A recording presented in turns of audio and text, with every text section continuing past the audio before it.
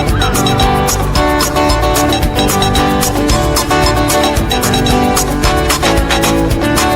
live in Hicksville most of my life. I have a car, 2 kids, and a wife. I'll probably be here for the rest of my life. I'm living on the island. When summer comes and winter falls, the island leaves those shopping malls. Take daddy's credit card, charge it all. They're living on an island. Oh, we're living on Long Island. Oh, you know it's so much fun. I'm living on the island. I'm just basking in the sun.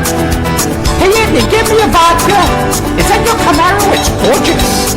You know, I went to high school with Billy Joel. I go to Hamptons on Friday night. I party hard with sunshine bright. And I'm sitting in traffic on Sunday night. I'm living on an island. Yeah, living on Long Island. Oh, you know it's so much fun. I'm living on the island. Am I hurting anyone? Ah, let's live. Hey there, Islanders. If you're going out to the beach, you better get an early start. Traffic is miserable. Well, I'm coming of age in old that cage, trying to get down in Levittown.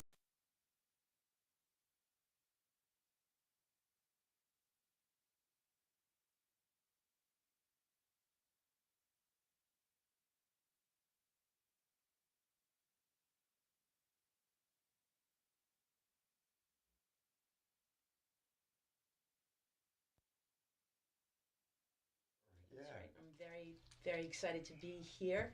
And we have a great guest. We have an excellent guest. We have Victoria Hughes, who is this year's winner of the Governor's Long Island Laugh-Off. Very nice. Which is I can't wait to very meet her. good. I've heard of it. I've heard of the.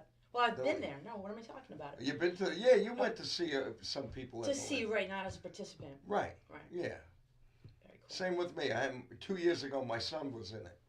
Yeah, it's a great thing. There's a lot of talented people, up and coming comedians, and Yeah. right. Is that sort of like how it works? Yeah, up and coming. It's all ages, all different age groups. Very nice. And how do you Like how do you sign up for like what if I wanted to pursue a career in stand-up comedy on Long Island? What would I do? First, get yourself a good refrigerator box because you won't be able to afford an apartment. Okay. That would be the first thing to do. Check. All right. That's one. No, to get into the Governor's, they'll say it on like Facebook and different platforms, and then people. But I'll let you know when they do it in the summer. Oh, I'm not asking for me. I'm just asking for a friend. Yeah. Okay. But I thought we'd just have a rundown list of top 5 things you need to do to be a comedian. Like, what do you? is that what you? Yeah. Yeah, I don't know. Like, what a friend. Because we're into lists, right? I think. I mean, it's Christmas time. Everyone makes lists, and then Right. and then we head into the, New Year's season or getting ready for the new year. Right, and And resolutions. resolutions, and everyone makes lists, goals and things like that. So, I don't know. All right, so now your list of comedy. I was interested in top 5 things you would need to do if you wanted to get started as a comedian. Well, I think we should wait when Victoria comes up Okay. here and ask her and do that list with her. Yeah, that makes perfect sense. Yeah. That makes But, perfect sense. Now, you and I are involved in an improv group. We take improv classes. Okay. We take a course. Yes, that's true. We do. We do. We do. And it has similarities. I kind of think that if you're good at improv, you can easily do stand-up, where the other way around it's a little more difficult. Yeah, sure. I think one complements the other. Improv is always a good skill set to have. Yeah. Oh yeah. It's sort of like the sweet spot between stand-up comedy and acting. Yes. Where it kind of converges and. Because in improv, you do look for the punchline. You do look for a way to make the situations usually funny. Yeah, you try to massage the scene and get something out of it, something worthwhile. And it's more than one person.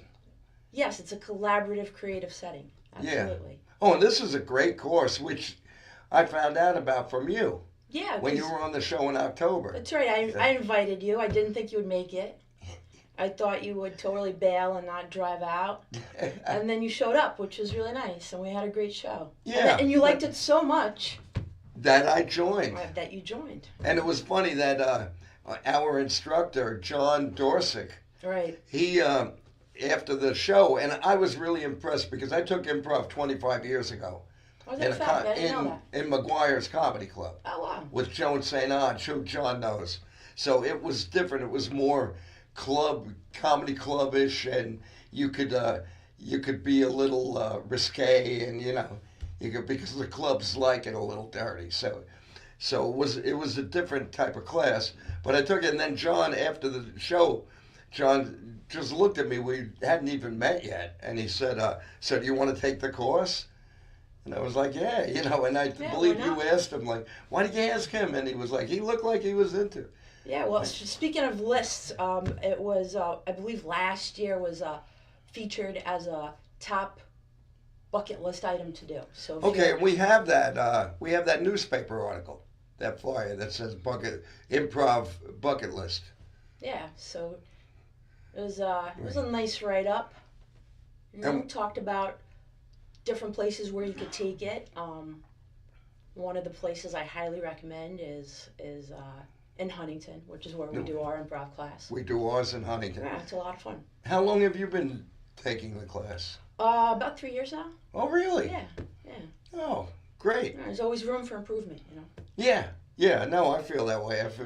When you do improv, I feel this way anyway, that I'm a work in progress. Right. Which I'm 70 years old, but I'm still a work in progress. Yeah, well, everyone keeps asking me, when am I graduating, because it's been 3 years, so like going one more year, you're going to graduate next year. But I don't know, I might have to go for a master's degree, who knows, to mortgage off my house. But you have a good time with it. You're very good at it. It's fun. I like seeing, I went to that show, you were all great. He split it up in 2 groups, and you and I have a show, which we could show that flyer now, and we might show it again later. I hope everyone can make it. Yeah, that's Improv Comedy Showcase at the Cabaret George on Main Street in Huntington. New York Avenue. Oh, New York Avenue. On New York Avenue. Right off of Main. Right off of Main. Yep. On New York Avenue, and that's where I saw you guys. It's a nice, it's a really nice venue. They have a nice stage there. Oh, sure, it's beautiful. Yeah. Really cozy, nice cocktails. The works. Yeah. Get the royal treatment there. I'm going to take the class again, but I'm going to wait until the spring. That's probably wise, because of the weather. The weather. Yeah. I missed one class, but I made it up already. I missed one because it rained. We had that really bad rainstorm. I live in Islip. I'm not driving from South Shore all the way to the North Shore in a bad rainstorm. And then we had a class canceled because of the snowstorm. Well, yeah, the weather patterns this time of year are always unpredictable. And at my age, driving at night is not so great anymore. So that's why I'd rather take the class in the spring. Oh, that means you and I. Oh. You and I have been talking. That's it. 7 minutes. We're done. But, all right, let's go to a video of our guest, Victoria Hughes, and then we will be back with Victoria right here. So, right. Here we go. Take it away. What are we watching? A video Bobby. of Victoria? A video of Victoria. Okay. And here we go. So I'm like not suicidal. That's you can clap. That's fine. You can just, yeah. No, it's an accomplishment. It really is. I'm not suicidal. All I'm saying though is that it gets a little dicey in the face of any minor inconvenience. Okay, like all it really takes for me to get there is like, please remove unscanned item from the bagging area. And I'm like, I've had a good run. I had a good run. That's it for me. A couple of years ago, I went and had myself evaluated for ADHD, right? Always kind of thought that I had it, and I finally decided, let's go and visit the only guy that takes my insurance and see what happens. Right? So I went, I got the evaluation. Spoiler, I totally have that shit. What I didn't know was that once they give you your diagnosis, the psychologist will type up a report of his findings, and you will receive a copy of that report. So what I have here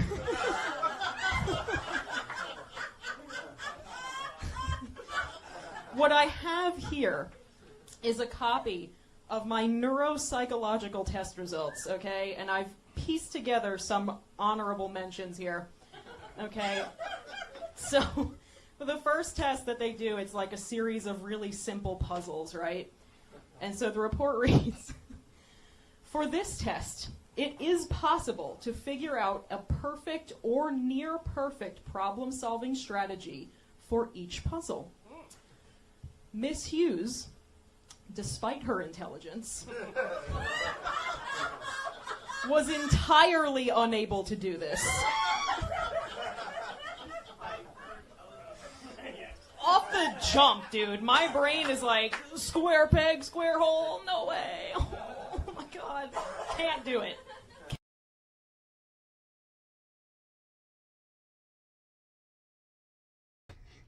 And we're back with Victoria Hughes. Hello. Welcome to the Hi. Gagootz Show. Thanks for having me. Oh, you're welcome. So, I think you heard us talking about, because you were the winner this year, which is really cool. I was. And how many rounds is it? 3 rounds. I think it was like 130 something contestants. Wow, that's a lot of people. Yeah, it was a lot of people. A lot of talented people. 3 rounds, and I won. First woman to ever win. Oh, that's great. Congratulations, They tell me that's anyway. amazing. Thanks. I'll believe them. So yeah, this is really exciting. Oh, that's cool. Yeah. So it was 3 rounds and in different, what club? Because like my son was in it 2 years ago and he was at McGuire's. Yeah, I did McGuire's for the first 2 rounds, and then the final round got moved to a theater. The name is escaping me, but it was in a theater setting, which was really nice. It worked out really well. It was a huge crowd, big stage, so everybody had a really good time on the final round. Oh, that's cool. Yeah. It was That's great. cool. Yay. How long have you been doing stand-up I comedy? was just going to ask. Okay, that. yeah, I'm sorry. No, it's a good question. A little over a year now. Oh, Yeah, really? so pretty fresh. But it's going well. I'm having a great time, so I'm not stopping anytime soon. Do you find there's a lot of female comedians out there? No. Yeah. No, very male dominated, but that's fine. I can fight my way through. So it's fine. I'm here and there I meet some female comedians and they're all great, but it's mostly very male centric. Okay, that's true, but 2 weeks ago, because we do the show twice a month. Yeah. 2 weeks ago, we had the second runner-up was on Angela, the show. yes, I did see Angela. that. Yes, she's very nice. So this time you had 2. You were the winner. Yes, then she was Angela second was place. second place, and then a very tall man. John, yes. John, I can't remember his last name. Highland, John Highland. Oh, John was third Highland. place, yeah. It's funny. I just find that I have met a lot of female comedians, so maybe there's like an uptick. Maybe there's like I hope something so. happening. I would love to see more. There's probably Yeah. more in the city than there are out here, but I feel like I've met a few people, and they're they're sort of like getting into it around the same time. yeah. And it feels a little bit more diversified than in the past. Yeah. Well, yeah, that's good. That's a good thing. Yeah, I mean, it's always a good sign. Yeah, I like hearing from everybody. Everybody's got a unique life and a unique story, so it's nice to see it come out in the comedy. I enjoy it a lot. And here on Friday nights at the open mic here, Yeah. I've seen quite a few women comics. Yeah, no, they come and go. They do. Do you find there's a style difference, like a stylistic difference in Between male men and women? Yeah, absolutely. For comedy, as far as stand-up comedy is concerned. That's a good question. I don't know. I mean, I think everybody individually is very unique, which is a good thing. Sometimes I feel like some women might lean more on the raunchy side of things because they feel like they have to do that to stand out. But it's nice to see more women kind of moving away from that and just kind of being who they are and talking about what they want to talk about. And they're all funny. Everybody that I've met that's come through Bobby's Mic and that I've met in the clubs have been really funny and nice to be around. So how would you categorize your material? Great question. I've been told by other people that they think I'm more of like a ranter. Like I'll just kind of take a topic and run with it. My bits are kind of longer. Like I'll take one subject and make like a bunch of jokes about that. So it's kind of like I'm doing it in chunks, I guess you could say. And it's like your material's like little stories. They're like little vignettes. There's definitely some life stories in there. Because the video that we showed, I know that the one where the screen was small, which was here at Bobby's Mic, you tell the story of the tests that you took. Yes, yeah, for being diagnosed with ADHD as an adult, yeah, it's a pretty funny experience in my opinion. I mean, everything is funny when you really think about it. You can kind of find the humor, or at least I do, find the humor in just everyday life. It's important. It's important to find that. You know? For sure. And a lot of people, I feel like, use it as an outlet to talk about their problems, but 100%. to turn it into something that's, you know, positive. To do it as comedy because the one thing I see, and on the Long Island open mics, I see a lot of people who they aren't as funny as I think they are. They need they need therapy. I say this often. They do. Some of them are cheaper. It's cheaper than therapy. I mean, listen, it supplements my therapy. I've been in therapy for a long time. So all right, but I don't classify you as you know, like there are some people I'll see, and I won't mention it, but I'm like, you need therapy. You don't need and we don't need. You need somebody to tell this story to, but not to an audience. Well, I don't want to hear it depends on how you're doing it. Yeah, you know? But you got to be able to I don't make want a to joke in there somewhere. You can't just get up there and tell your life story from the be like, it all started when I was born. You know, like you can't just do that. But they'll figure it out. What made you want to get into it? Have you always considered doing it? Yeah, I always wanted to. I mean, really, I just ran out of reasons not to do it. I was always kind of afraid, like, oh, maybe it's only funny to me. Maybe other people won't think this is funny. It's not going to translate. It's not going to work. You know, whatever. Just kind of, no, I'm not going to go there. But yeah, I just decided to go for it. I've always wanted to, and I was like, I don't really have a reason not to do it anymore. So just went for it, and now here I am on the Gagootz show. Yeah, wow, yeah, moving up. Big year for me. And now, as a winner of the Laugh Off, what is the prize, the grand prize? The grand prize was a cash prize, and then you also get to be on a Saturday show at the Governor's Club. So cool. Did that happen yet? Not yet, but we've been in touch, so we're working it out. That's a great incentive. I mean, you could literally get a breakthrough and you know, get the big stage. Yeah. You're in the main, like the big room. Yes, and I have done the big room once before, and it was a lot of fun. And that's where this gig that you won is in the main room. I'm assuming so. Okay. I've done the main room before, and it was a lot of fun. Well, that's something to look forward to in the new year. Yeah. And only 1 year into comedy. Yeah. That's great. I'm going to the moon. I'm going as far as it'll take me. And you are clean, because I know you said some women do get raunchy, and but I find it against that. But I think it's harder to find work in the beginning if that's what you're gonna do. And I find that it's easier to write clean, to take clean material, and if you wanna dirty it up a little bit you could do, but taking material that's risque and trying to that's not easy. No, it's not. Cleaning up. I think a lot of people have a misconception about what clean comedy means. They think clean comedy is like you're up there telling knock jokes, and that's not really what it is. It's just like, the absence of like anything overtly horrendous. I guess you could the subject matter and like the words that you're choosing. Exactly, the subject matter. Word choice matters a lot. So if you can make something funny and you don't have to inject any, like, not that I have a problem with profanity, I curse like a sailor all day long, but if you want to get work, you kind of have to start out cleaner, I guess you could say, and find a way to choose words that don't need those like embellishments, I guess. Yeah, no, right now. I know nothing about stand-up comedy. This is a learning. I'm taking notes. Like so she had notes. asked earlier about a list. Yeah. So, what would you add to a list of the five things? I'd say we don't have that much time to keep it at 10, so keep it at 5. What was the list again? Top 5 what? Top 5 things someone would need to consider to do if they wanted to get into stand-up. Yeah, so I mean, you got to do the open mics. Some people think they don't need to do it. You definitely do. I know people who've been doing comedy for 10, 15, 20 years, and they're still doing mics. And why is that? Why is that so important? I mean, I understand the importance. It's important to put the reps in.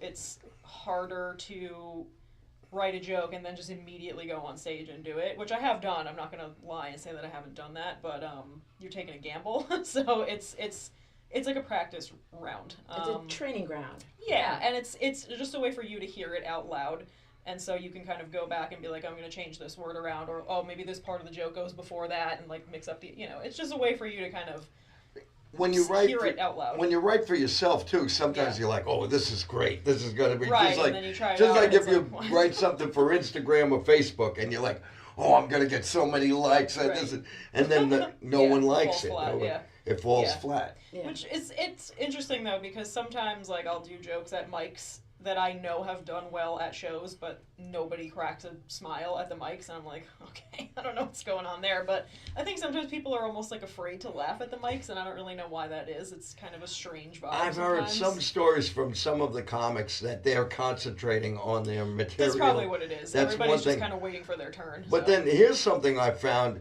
in front of live audiences.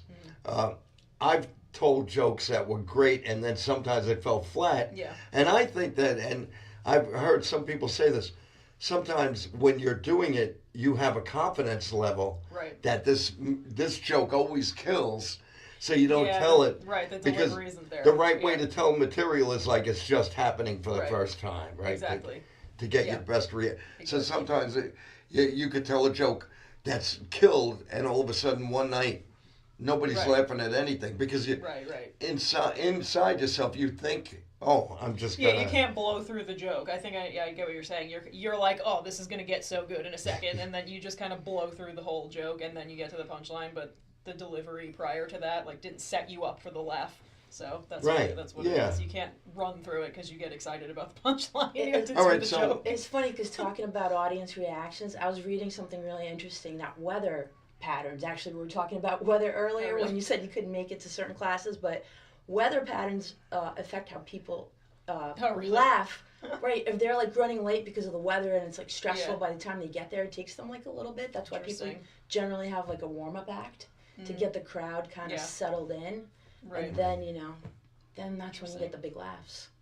All right, so that was number one on the list. Don't do your things when the weather's bad, I guess. Right. No, but number one on the list is go to the you gotta do the mics, Do the mics. Write as much as you can.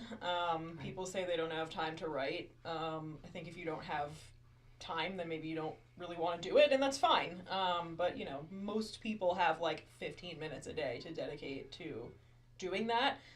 Even if you're just moving through your day and you think of something, just type it in your phone. Your phone's in your hand all day long. You have access to something, a piece of paper, your cell phone, something, so when an idea comes to mind, don't just be like, I'll remember that for later, because you definitely won't. So you're write it down. Those are gems. Write it down.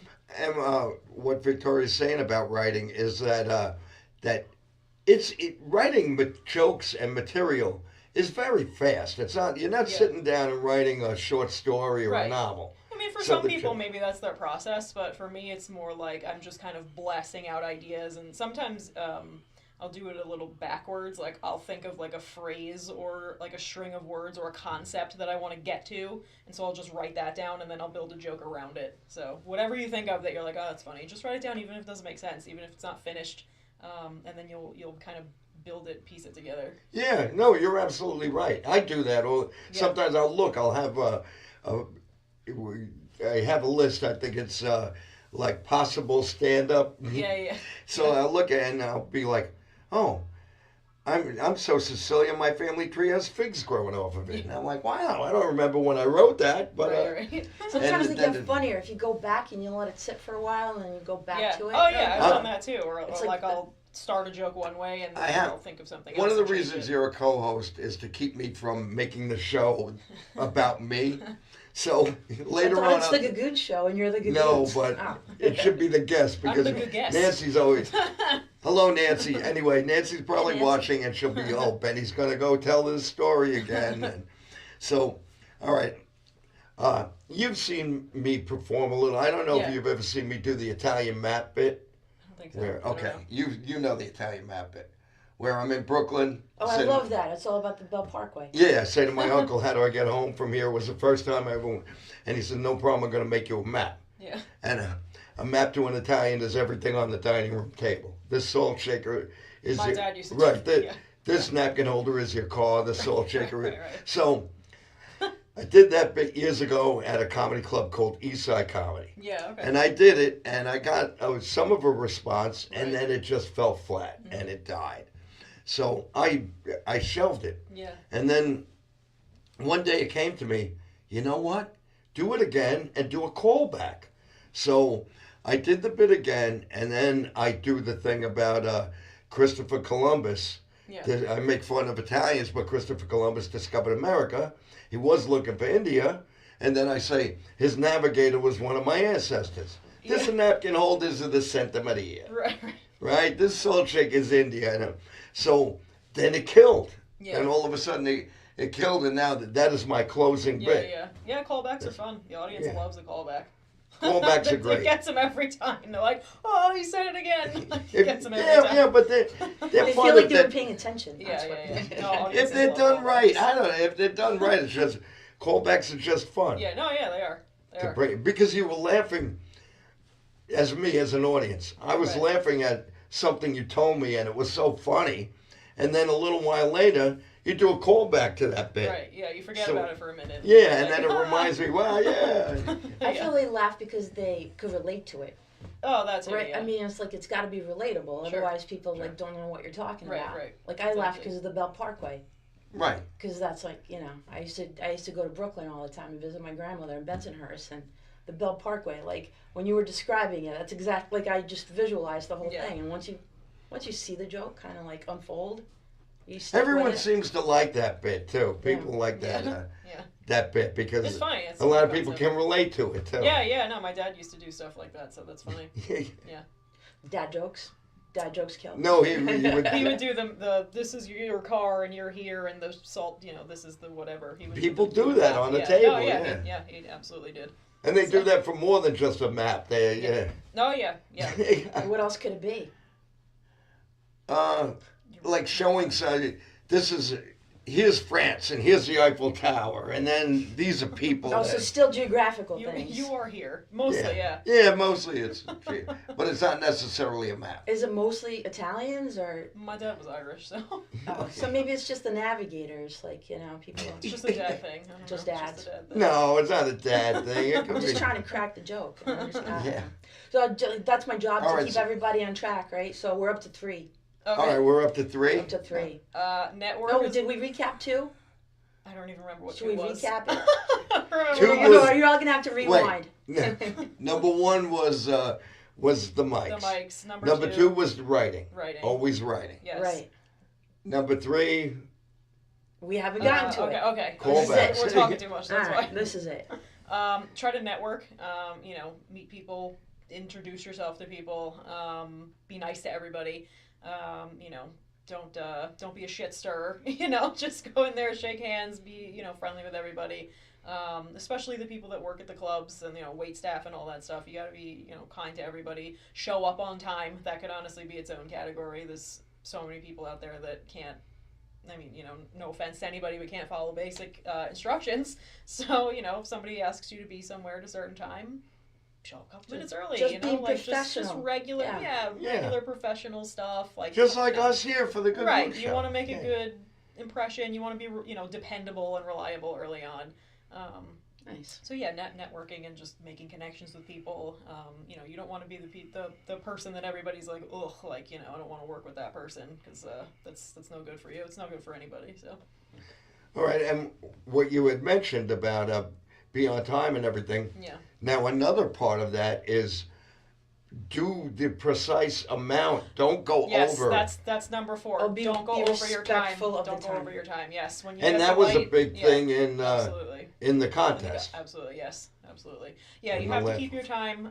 Most of the time, they'll light you. Comedians know what that means. You get the light. That means you got usually 1 minute. So get off the stage. Even if it's going really well, even if you have, 20 more jokes in the chamber, when they give you that light, you really got to be mindful.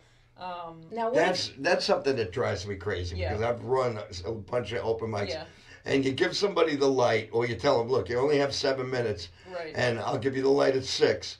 And then they still want to tell the bit. There's a bit Yeah. that they want to tell, and it's a 2. It's a 2-3 minute, yeah. 2-3 it goes minute on too bit. long. It goes on too long. And, And it's yeah. selfish, and it's for production purposes, it's no good because, you know, now if you go over your time and then the next 3 comedians go over their time, now all of a sudden there's an extra 10 minutes on the show, and, you know, maybe there's a show after yours, and that's just, you know, you're running late turning over the room, and it's like, you know, you think staying up there for an extra minute or 2 doesn't have any consequences, but it's you plus the other 5 people that decided to just do whatever they wanted and go. And your headliner was promised a certain amount of time. Exactly. So either they're taking it away from other comedians, or you're just creating chaos for the show that comes after you, because now they have to hustle to turn the room over because it didn't end on time. So it's just a, you know, it's a common courtesy. And maybe you could get away with that type of stuff like early on open mics, but not once you start reaching you know, like a different it gets level. pounded into your head pretty early that it's like a cardinal sin not to go over your time. Exactly, So yeah. that's like, great. So it's if like you do nothing else correctly, just Stick by the don't go book. over your time, you know? Yeah, Go I on agree stage. with that. That's Yeah. and that will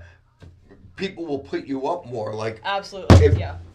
I keep dropping that phone. If you go, say, if Victoria goes to the city to do a set, right? Yep. And someone knows her, and they'll say to Right. the host that put Victoria up. She'll do exactly her time. Exactly. She has a Exactly. type, you know. Yeah, and that too, because other comedians, you know, word of mouth and you know, word travels. Like, they'll vouch for you if they know that you're good for it. You know, you're funny, you're dependable, you show up on time, you don't go over your time. Like, other comedians know what bookers are looking for, and so we help each other out. And if I'm able to vouch for you in that way, like, that's good for you and that's good for me, because now I gave somebody a reliable reference. So it's goes both ways, you know, like, you get a good recommendation and then I'm more trustworthy because I gave a good recommendation. Exactly. So it's full circle. And I find that's a problem because people have asked me for like a Right. Christmas party or something, Yeah. recommend somebody. And now it's I hard don't to really. do because you got to be able to trust. Like, you have to know the person's act and you like know them as a person enough to pass that along. Because then it comes back on you if they screw it up. Yeah, because it's not like a band. You know, somebody says, Right. "What's a good band?" Oh, here's a band. They do the, you know, Right, they do right. Beatles. They do this. They Yeah. do that. But a comedian, you tell them, don't curse. This group. Yeah, you have to be And- able to follow the parameters too, because there are certain situations where, like, they don't want any of that. Like, you know, you can curse and do mostly what you want in the clubs to a degree, but you know, if you want to do certain like corporate gigs or, you know, certain venues, they want what they want, and you have to follow those parameters and And there are deliver. some comedians that, for some unknown reason, will go, you know, oh no, I use the F curse in this bit all Every the other- time, yeah. so I don't care what the owner says. Well, then you're Well, an then you're not idiot. going to work again. You're never first going to of work all. there again. Yeah, it's just, And that's happened to a lot of very funny club comedians that have been on television. Yeah. Have used profanity they weren't supposed to use, and then, you know, so you get that big gig on Saturday Night Yeah, Live. exactly. And it's So a you get trickle-down effect, because the person who recommended you, then it's like, hey, man, why'd you recommend this person if you knew they were going to, you know, like, it comes back, you're throwing it back in the person's face who tried to help you get a leg up, is Yeah. basically what And that your does. reputation travels, you know, with Right. you. I mean, that's essentially what you have is Exactly. building That's your all reputation. you have. That's your whole Right. product, is your reputation Exactly. and your material. That's the whole thing. So, And if you are running over, you know, and I'm not saying going, oh, Yeah, so but- what would you do if you're in trouble? Like, you know, you got to finish All up right. and you're like, oh, you know, and you just maybe cut you got yourself off. maybe Yeah. you were dealing with someone in the audience was either yeah. heckling you or just talking. yeah, and all of a unfortunately, sudden, that eats all into of a your sudden time. you get the light, right? You get the light. You gotta just deal with it. Wrap So it up. you have to wrap it up Yeah. because That's it. Sometimes My- you gotta just eat it. You're not gonna have Yeah. a good set every time. It's happened to me where I've had not great sets, and you just swallow it and move on to the And- next show. find a quick line, find something quick Right, to get a right. laugh and go Yeah. off because Yeah, my absolutely. I spoke about my closing bit. My closing bit is 2 to 3 minutes long. Yeah, So if somebody gives me the light and like, you know, you got to come off now. You got to come.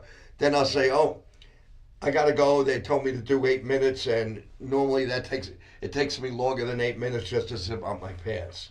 And I've used that line, you know, and yeah. Find your and little that's clean. crowd You pleaser find closing find a sentence, line, you get know? off. Do you always use kind of like have stuff in your back pocket, or do you ever just kind of come up with some spontaneity there? Yeah, a little bit of both. It depends on the night, depends on the audience. Sometimes I'll think of something on the spot and I'll say something different from what I was planning. I'm not super like rigid. Like I know my jokes, but I have like several alternates for all of them really. So it's just kind of whatever I'm feeling. And what would depend on that? Like the way you're feeling out the crowd. Like how do you work with it? Yeah, I mean it's hard to explain. It's like a vibe that you get, I guess, and like the more you run your own material, the more you kind of can get a gauge for like which punchlines or which combination of words or like how can I phrase this in a way that's like consistently gonna get a laugh. And sometimes you deviate from that, try something new, see if it works, and either it does or it doesn't, and then that'll inform how you do, future shows. Yeah, and that's just something that's like a process of learning. The Yeah, more pretty you do, much. the better you get exactly. at it. The more you get up there, the better you'll be. Now I have a question. One time I went to a comedy show, and a person ran out of jokes, but they still had time. I know it possibly like doesn't happen often, but he played it off kind of cool. Like he stood there next to it, and like he leaned on the mic, and and he was a funny guy. He was a great guy, but I was just like kind of puzzled. Like you could have thrown something in there. Sometimes I think in the beginning people get a little like overzealous and they overpromise and underdeliver because they want to. Like they want to be on the shows and they want to impress, so somebody will be like, hey, can you do 15, but maybe you only really have 10, so you're like, oh, I'll figure it out, but then you get up there and you run out of jokes, and 5 minutes is a long time to stare at somebody and have nothing to say, so imagine, a crowd of people and you're just like, anyway, like, what are you gonna do? So don't lie about how much time you're capable of doing. Like, it's fine if you only have 10, like, when you get 15 and it's stage tested and not just garbage that you're throwing out there, like then you can move up and do the 15. Like it takes time, you can't rush it. Yeah, no, absolutely. And one thing though, less is like this person you saw, was that a regular show or was that an open mic? No, it was a show. It was a show. Yeah, it was a show. It was like one of those like rounds, like people winning rounds, moving up to the. It wasn't a laugh off. It was another one, but. But it was a competition. Yep. It was. It was my well. Yeah, it was. It was a competition. It was interesting to me because I just started kind of like going on the circuit of local comedians because it fascinates me. It's interesting because I study like the way people are. Everyone has like their own approach, and like I'm interested to see what works and what doesn't. Yeah. Like why are some comedians like more successful than others? What would you say? I mean, big part of it is luck for sure. But you have to be confident in your product, whatever that is. Like you have to kind of know. Yeah, you have to be confident. You have to know your delivery. Try and like when I am like working out a new bit, I try to work it out in my head to like, okay, where am I expecting to get the laughs, and like try and like alter my cadence and my pausing and things around like.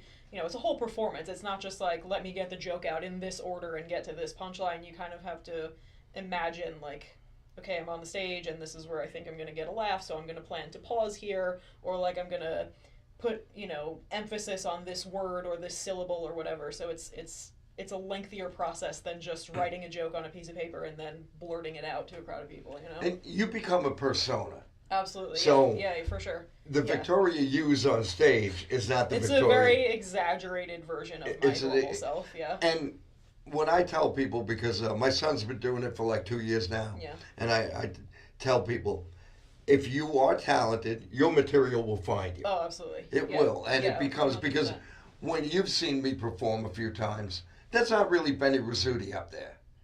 That's it's a lovable extension. Exactly. Oh, lovable. Exactly. Yeah, I'm actually lovable on stage, as opposed to the Benny Rizzuti we all know. At least you're lovable somewhere. Yeah. Yeah, that's what it is for a lot of people. Honestly, it's like, how can I, get? They want to be perceived in a certain way, so they can kind of do that through their comedy. And I'll tell you what, it's been a real confidence booster for me. Like, there's no greater drug than getting up there and like something. Oh yeah, the feeling after. Oh my God, when it hits. Like, yeah. Woo. And when you're in a groove, there's a. Oh yeah. When you're up there and you're in a groove and you're really. Yeah. You saw me do a show last month, right after Thanksgiving, that Saturday night show. Okay. Where you performed improv in Holbrook. That's right. And I had to I had to headline because the person that was going to headline all of a sudden was going to make an overseas call at 10 to 9. So it's 8:37. And he says, I got to make an overseas call at 10 to 9 or whatever. I'm like, well, I'm not going up and have to worry about. So I said, so you go. So he went, and he killed. He was really good. And then I went up, and I just went up with a different approach. I wasn't, I'm 70 now. I'm not intimidated anymore. And I had a different approach. Yeah, you got to get over that. This comedian was very funny, but he stood in one spot. Right. So when I went up, it was a big stage. So I walked the whole stage. Yeah, I like to do that. And I opened with something. I've toyed with a little bit about how Italians take forever to say goodbye. And then goodbye, It's a whole kiss on process. both cheeks. Right. It's a whole process. And then there's I like get hors d'oeuvres and appetizers. and then I get to the door. I'm just about to leave, and my mother's there, and she's like, "You say goodbye to Aunt Maddie?" And I'm like, "Son of a bitch!" all over again. And I walk You gotta all over, through the party and do it all over again. So this way, I was more animated, and then I went Yeah. into my material. Yeah. And Nice. and Tanya was there, and they did a little improv. Which I don't think any of the comedians got. They were genuine, like they were. Some of them were puzzled, I think. They were, and Which It's wasn't. hard It wasn't to- that complicated, but Yeah, you know. it's hard to bring a different act. Like when you're doing like here at Bobby's Mic, like we do music, we do comedy, but like people are kind of expecting that because they're regulars, like they know to Right. expect that on a showcase. But I think if you bring something else into a comedy show that people aren't expecting, they're like, what's going on? Like if you were to like bring a music act on stage at Governor's in the middle of a comedy show, people would be confused. Sometimes Okay, that happens, wait. though. There's All right. like people Yeah. strum guitars Yeah, and yeah. like sing funny All right. songs, right? I'm showing my age. Back in the 80s, all right, back in the 80s, there was East Side Comedy Club, Yeah. and there was Governor's Comedy Club in Right, Levittown. right, yeah. On Wednesday night, East Side had the Laughter Company, and Governor's had the Comedy Express on Sundays. Yeah. So it was Wednesdays and Sundays. These two improv groups, and you would go. It was it was an open mic, but the person hosting was a accomplished comedian, really good. They put the real good people up. Then the improv group came in, did their improv, and then they would go back and bring open micers up, who weren't that great. And excuse me for interrupting. How big was this improv group? You ever heard of a woman named Rosie O'Donnell? No, I don't mean like the size of the comedian. I mean like. That's good. Geez, sorry, terrible. Don't worry, Rosie, I love you. I'm sorry if she's watching. Yeah, I doubt it. And we know you are. I doubt it, but anyway. Wait, no, like how many people in the troupe? There was like 4 or 5 of them. On this one here was a Bob Nelson. Okay. Who was yeah. very big, and he was in Kindergarten Cop Yep. and everything. Oh yeah. I've Bob heard Nelson, yeah. Rosie O'Donnell. that. I was just a kid in the '80s. Dave Hawthorne. Vinnie Mark was one of the regulars, and there was one more person, I think. So it was like five or six five people or six on stage? people, and they did sketch comedy. They had some written sketches, and then they would do improv. Then they would do freeze tag, fill-ins where the audience gets to interesting, yeah. fill in, and they would So do a little audience participation. it's a little audience participation, and that was like the show. That was the improv group, and then. Okay, they're done, and now they bring up. And if one of the professional comics wanted to go up and do a little material, they would go up and do something. And then Governor's had the Laughter Company on Sundays. So they did a similar thing, and Peter Bales was the host and director of that. Yeah. Joey Cola was in that group, and that was like maybe 5 people. So you're saying Governors had improv? On Sundays, yeah. That's cool. They had an improv group. It was called the Comedy Express. It feels like maybe now there's a stricter formula for comedy or an expectation that. And they people don't go- mix it. See, we did it, and it was a little tough because the comedians sat up front, which it was nice to fill the room, but they weren't. When the comics are usually in the back, you could talk to them. You could. So I couldn't tell them we were doing an improv thing. Right. We didn't, and they didn't know how to really deal with that. But I don't see how that should throw you off. Yeah, I don't know. I think it's just the trends change over the years, and people come expecting a certain thing, and then when they don't get that thing, they're like, I don't get it. Yes, you're right, because like when I would go on a Wednesday night to Eastside or I go on a Sunday to Governor's, I was going for the group. Yeah. So you were looking for it. Yes. Right. So I would go, okay, I want to go see Rosie and Bob Nelson on Wednesday night. And then the other comics that were there were like an added attraction. Right, they were added fun. Yeah, I think they're more separated now, like improv. And it would be great if they could put it back together. I don't really know where you could put improv on the map, other than everyone was always referencing whose line is it anyway. But as far as just like a variety hour type of sketch, mixing in sketch and games and things like that, and it's hard to. I think a lot of people used to get discovered that way too. It was those variety shows and improv and stuff like that. But now with Chicago City Limits, comedy writers all came out of that formula, Right, but it's just so different now, and with the TikTok and all of that stuff, it's a blessing and a curse, because there are talented people on there who do get discovered, and it's well deserved, but then there's somebody that could go viral from the dumbest thing, and now all of a sudden they're a sensation, and it's there's not a funny thing coming out of this person's mouth. I don't understand this. And and they could fill a room, but then they can't entertain that. It sucks. Yeah, it's no good. So it's what is happening here? But improv, now what you were mentioning, because there were some improv groups, like Chicago City Limits was one of them. Yeah. There were a few others that I don't remember the names. And they were sketch comedy and improv, right? So the people that have come out of there, I think there's very few stand-up comedians who have actually come out of those groups. I've never heard of those groups, so I don't know who would have come out John of it. Candy came out Oh, of there. you're talking about Second City. Yeah. Second City, I'm sorry. Yeah, of course. Dan Aykroyd. Yeah. Yep. Dan Aykroyd came up, but the Chicago City Limits was a big one too. Yeah. But a lot of the Saturday Night Live people came from there, came from different groups. John, absolutely. What's his name there? John Belushi. And they came out. So there's definitely a cross section of. Oh, for sure. Something that provides a bit of a formal training ground for you to discover your possible comedic talent. Yeah. And maybe the trend will change again, and it'll go back to that, because it's, For me, I old think as new sometimes. I think improv, I know some comedians have a problem with it, because they're so structured.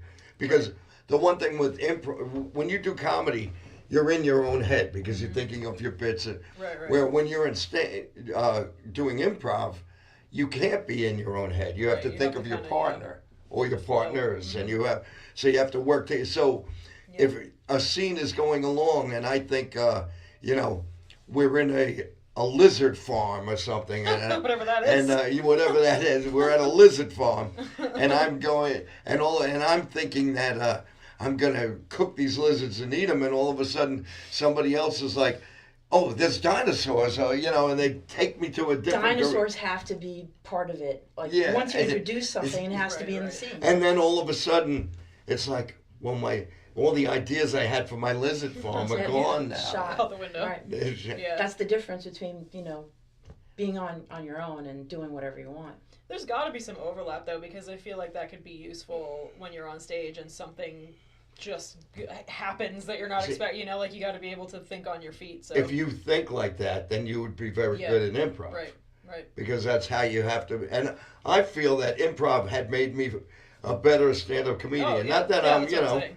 As It I just said earlier. prepares you for the unexpected. As I said earlier, if I was to make a living out of comedy, I'd be living in a refrigerator box behind PC Richards. But so I've been doing. But I enjoy it, and I feel that I don't want to be a hack. I feel that's the one thing. When I go up there, I don't want to be a hack. When I go up there, I want. Absolutely. That leads me to number 5. 40 minutes into the podcast. I think you should figure out who you are and just be that. Too many people want to be like somebody else. They go up there and they're like, oh, I want to be like Bill Burr, or I want to be like this guy. Bill Burr already exists, so why are you wasting your time trying to be like somebody else to be palatable, I guess, when you can be something different. Like it Exactly. doesn't, you know what I mean? Some people want to be George Carlin or this one. Or maybe you see a yeah. little bit of yourself in them Sure, and you try no, to yeah, emulate that's, yourself that's, after them. That's its own thing, but I think, and I mean, listen, I've straight up seen people steal bits from famous comedians and pretend like it's their joke, and I'm like, do you think that we all don't? Like, we all recognize the joke. Like, what are you doing? So, All right. I want to say this about yes, if you steal, that's very bad, but then you could be in a situation where the best joke is a joke you've already heard Right. from someone else. So what we used to do was if we did that joke, we would thank the person, like, Right. thank you, Rodney Dangerfield. Yeah, I Thank mean, it's you, one at least thing if you're acknowledge gonna Or give acknowledge, credit, because but, I do a bit now. I do a bit. I was told to do a tight 5 minutes. Yeah. I'm 70 years old. There's not one tight thing on my body. Yeah. Okay. I took that. I borrowed that from a friend of mine, Annie Berman, which I've told Oh, you you were about. telling me the rap- story. I like the story. The rapping grandma from Howard Stern and stuff. okay, And yeah. I met Annie at a couple open mics. Oh. So that was her opening. But she would say, the MC told me to do a tight 10 minutes. Yeah. I'm 67 years old, right? There's not one tight thing on my body. Right. So I used, when I turned 67, I used it. When Annie was doing it, I was in my 40s. Mm-hmm. So I figure if Annie's still alive, that's 30 years ago, she'd be like 97. Yeah. So I don't think she would mind. But there were times. So you have to wait until you're 67 to use that joke, is what you're saying. But when I did that show that I talked about in Holbrook, where I closed it, I did I did that joke, and I got applause break. Yeah. So I was like, damn, I wish I had written that joke. And I told the story of Annie. Yeah. I said that was a friend of mine because I was like, the first time I get an applause break in my set, and it's from somebody else. Somebody else's, yeah. A rapping grandma. Yeah, rapping grandma. And I'm going to try to I emulate look- myself after. the rapping grandma? Yeah, why not? Yeah, why not? I mean, how many rapping grandmas are around? Can't think of any. Not a whole Can't lot. think of And you like rap and hip hop, right? Yeah, but but I'm saying by the point I perfect my act, Yeah. I'll probably be Right. older. I'm just saying, it's all about longevity, right? Yeah. I think yeah. you would be good at stand up, though. All right, maybe I'll give it a shot. Yeah. Maybe 2026. Do it. Oh, On yeah. my bucket list. New On your year, bucket new you. list. We've got like 7 minutes. Do you want to see a Christmas video? Sure. You want to see a So Christmas? should we recap the top 5, or do we? Oh, right after the Christmas Okay. video, we'll All right. Okay. Sure. Oh, and If we you have could to show remember. some. All right, we're gonna show Alfredo Gagootz Christmas. I can't wait. Alfredo Gagootz. Hey, Santa, my best friend, what am I getting for Christmas this year? You've been kind of bad this year. You've been going ahead and insulting everybody. Of course I make fun of everybody. That's my job on the show. I insult the people. I like to insult the people. Some of them are idiots. But if you want me to make it nice to everybody? I have an idea. If you go ahead and you compliment all the people that you've gone ahead and insulted, maybe I can go ahead and turn something around. Even the Jeff Bosey? Especially the Jeff Bosey. Oh man, that guy's so stupid.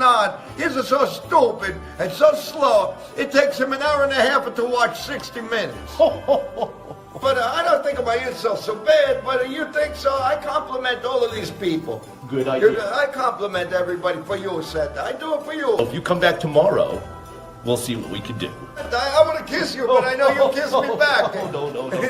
I kiss you, but I don't want no tongue. Mrs. Claus won't approve. Yeah. I remember I called you a dumbass, a stunad, a mamaluke. I want to apologize. I'm sorry, anything I say.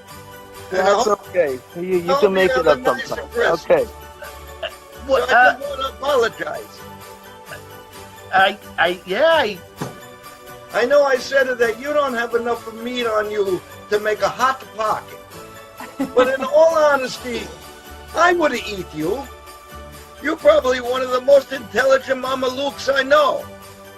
You know, you're not so stupid for a dumbass. Gagootz. It was in good fun. It was all in good fun. I don't take it to heart. Don't worry. Oh, grazie. Yeah, so glad you called. It was very refreshing that you made my holiday that much better. That's what I do. That's what I do. I make people happy. Hey, Santa, good to see you again. I did what you said. I was nice to everybody. So you went ahead and you complimented everybody you were supposed to? Everybody I wasn't supposed to, I do for you. I was nice. I make up for what I say. You got a present for me now? Well, the thing is that you had the gift all along. I did? Of course. Where's my gift? It was your heart. My heart, Fungul, my heart. What are you talking about? I always have this heart. You don't give me this heart. Yeah, that's my gift? My heart? Of course. Something I have all the time? Fungul, you stunad, you. Fungul, you mamaluk. You fat mamaluk. I better, when you go on the scale to weigh yourself, it says it to be continued. Stunad, Fungul, I'm out of here. I think that guy just called me a fat son of a bitch. That prick. Christmas. The Gagootz Christmas. I'm sorry, son of a Oh, did you like it? I actually cut it down. It's actually like 6 minutes. So it's a bunch of people that I insulted on, did a game show with Don Sill called Put Up, Shut Up, and Stand Up. Yeah. And it was different rounds in the game show with 2 upcoming comedians. And then one round was Squash the Gagootz. And it was a what do you call it? A battle. I can't think of it. The word. The roast? The very simple roast. Okay. There you go. Yeah. And I'm a chef, and I don't know roast. So it was a roast battle between Alfredo and whoever, different people. That's a great concept, like a game show, but you humiliate people. Yeah, it was. And so, like, you have like a humiliation booth that they all go into, and like. No, we would sit next to each other. And at first, I was using stock insults, and then I started to write them, but depending on the people. And Mandy had done the game show. Mandy wound up being our winner in the first. So, Mandy Jones. Mandy Jones. So I had Mandy so many times that I came out with that. Like I'd be driving there, and I thought of. Because Mandy's so skinny, I'm like, you don't have enough meat on you to make a Hot Pocket. And I find that very funny. But then I did a double entendre, which I thought was, I brought the joke back and I made it, Right. I made it whatever you think. You want to think it's dirty? You want to, Okay, I think we're close to wrapping it up. So the one thing, let's show a flyer of Victoria has a show coming up, and that's January 16th. Yep. At which? McGuire's. At McGuire's, and it's the emerging talent at McGuire's, and you're headlining that show. I'm not headlining, no. Oh, you're not headlining. Just one of the comedians on the circuit that night, but I'm excited about it. So. Yeah, no, that's really cool. All right, great. And again, the Improv Showcase coming January 4th is Sunday at Sunday, 5 p.m. 5 p.m. Okay, and it's $10 admission for that. And anyway, it's time. Is there anything else you would like to add before we go? No, I think we covered it all. We covered everything. We got a crash course on stand-up comedy as well as... And Victoria, thank you so much. Thank you. I hope you come back again. Yeah, absolutely. I hope you do. And so I want to thank both. I want to thank our guest, Victoria Hughes, and I want to thank my guest co-host, Tanya. And on my bucket list, I want to learn Tanya's last name because I don't know it. You will never know my last name. You will never so I know just it. call her Tanya, and in my phone, in my phone, I have Tanya Poet because she's a poet. So I don't know how. I don't know how it came out to Poet. All right, gotta go. Thank you so much. Bye.